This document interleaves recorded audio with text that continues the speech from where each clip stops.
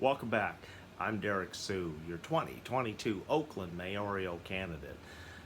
Today we're seeing a lot of different things going on with Black Lives Matter. In fact, today is the memorial of George Floyd, and I was watching it this afternoon on TV. And as we start to move forward and begin the conversations of how we can make proper changes to a really sick system.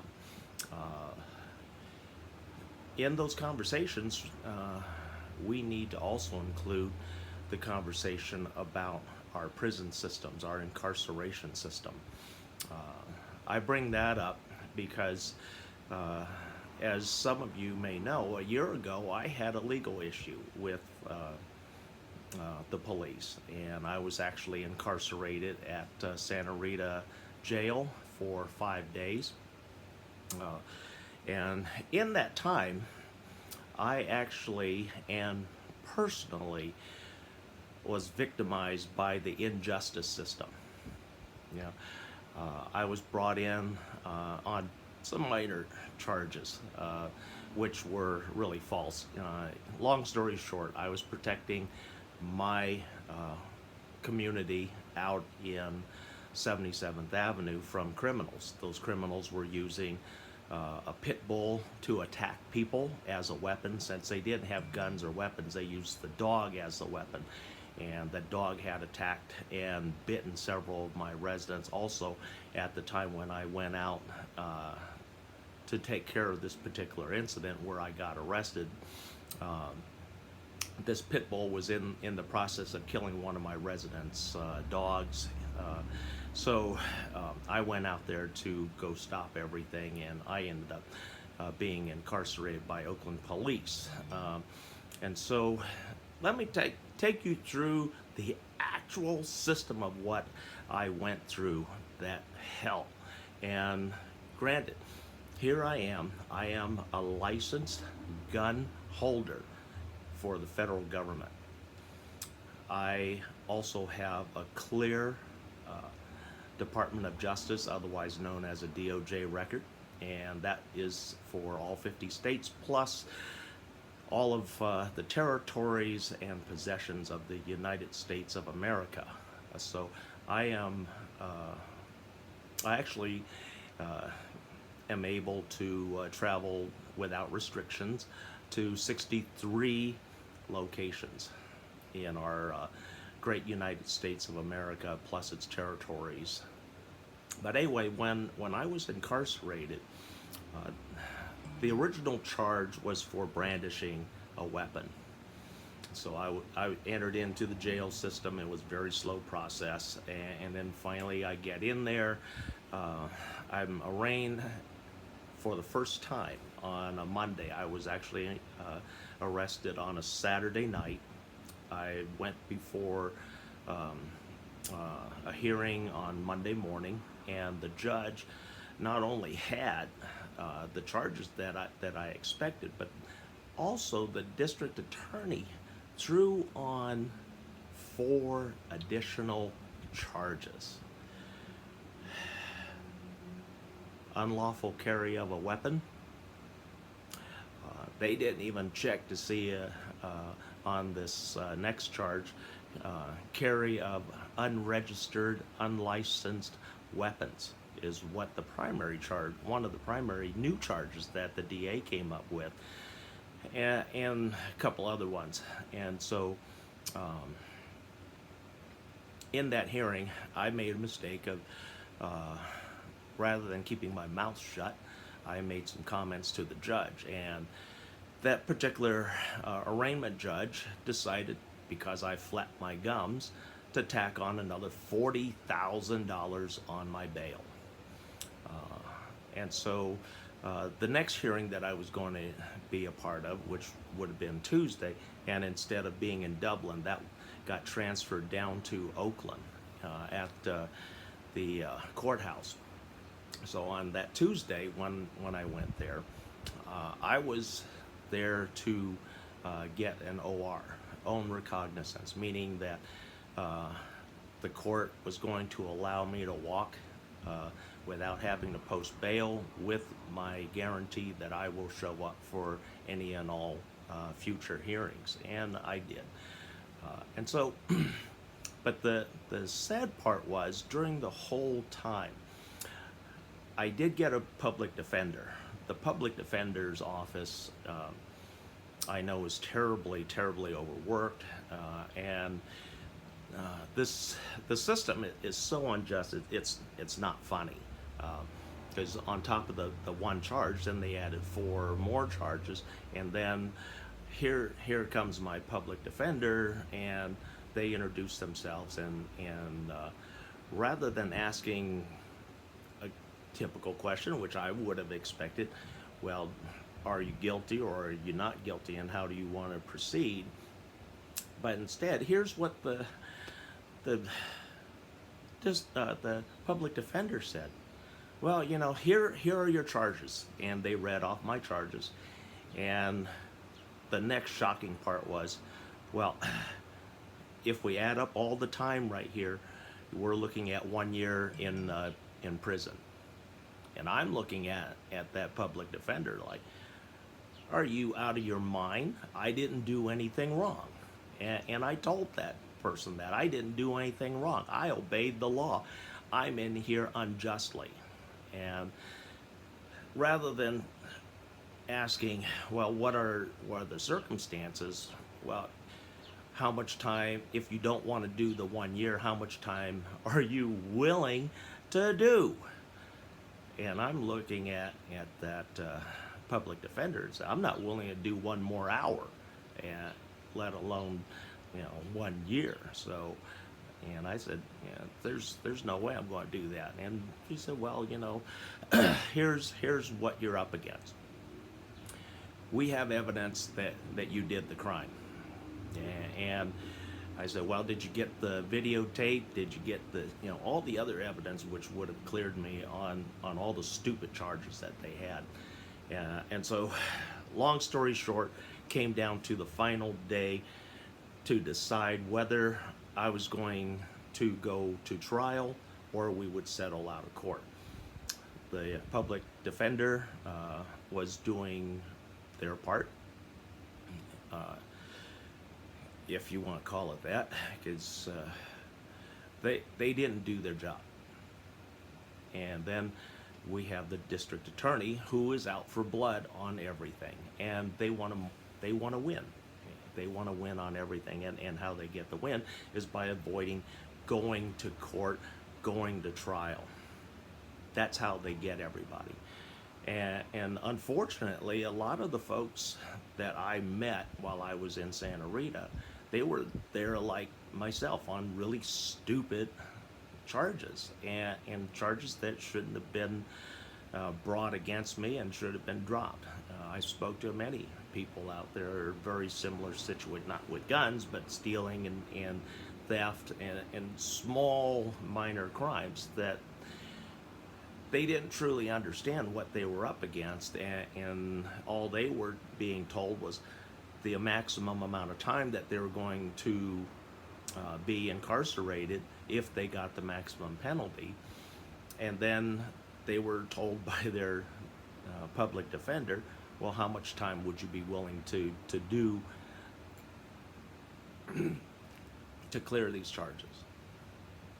Not whether you're innocent or guilty of anything. It's, well, how much time are you going to do? So that's a real fucked up system, in my opinion. Our system is we're told that we're innocent until proven guilty. Well, if you look at what happened to me, I was guilty, period. There was no question of whether there was any innocence. The judge thought I was guilty. District attorney thought I was guilty. My own public defender thought I was guilty. So we have a lot of people that are incarcerated and have been literally institutionally blacklisted. And being blacklisted, I mean that you have a prison record, an incarceration record, a DOJ record that follows you and haunts you for the rest of your life. And once you have that record following you, it's nearly impossible to return to any kind of normal life after that. I saw that.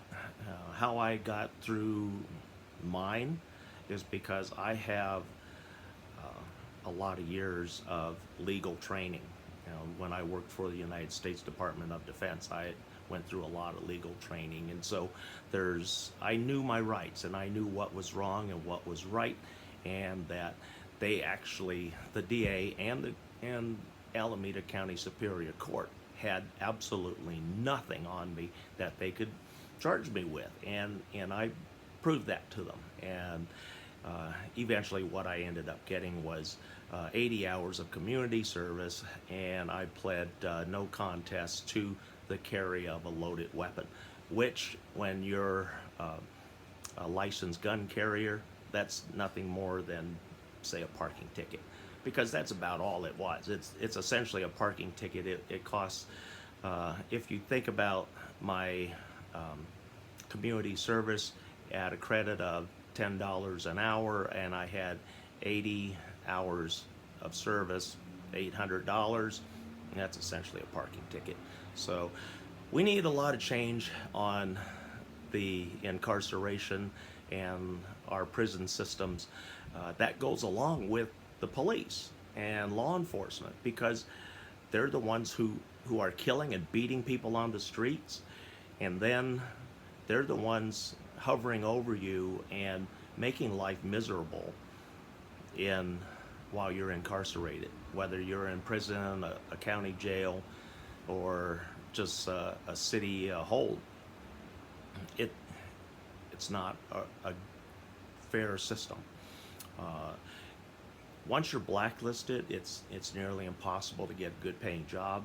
A lot of federal and state government jobs, if you have something on your DOJ or in your background, that could prevent you from getting a really good job, and in some cases can keep you under scrutiny of different entities. And then if you were trying to get a job, we know that trying to get a job with a prison record or an incarceration record is nearly impossible to get work.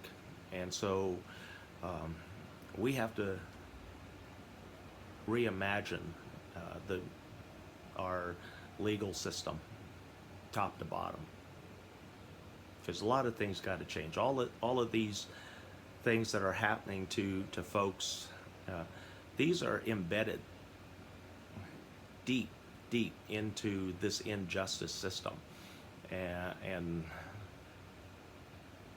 my personal experience going through that, it's given me new insight as to why a lot of folks coming out of incarceration are so angry, because they royally got screwed by the system.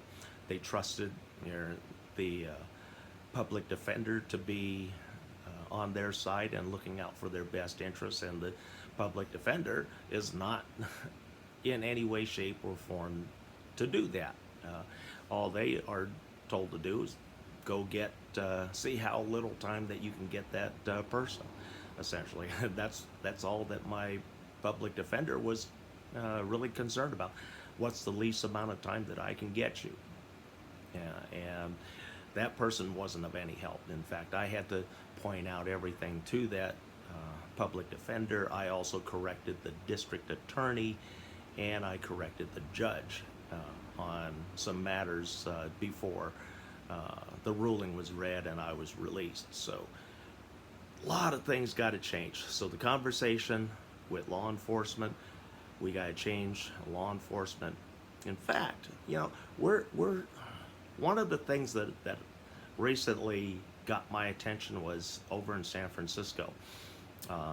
Chelsea Bodine, over in San Francisco, the district attorney over there, and he brought a whole new change to San Francisco, which when I first heard about it, I myself am of the old guard kind of, and when I started hearing about all the different things that he was proposing and doing and releasing all these people, back onto the streets, I had a lot of concerns, and so do a lot of other folks, especially those in San Francisco, because there are some criminal elements in there that really have to be dealt with. But Chelsea Bodine, he is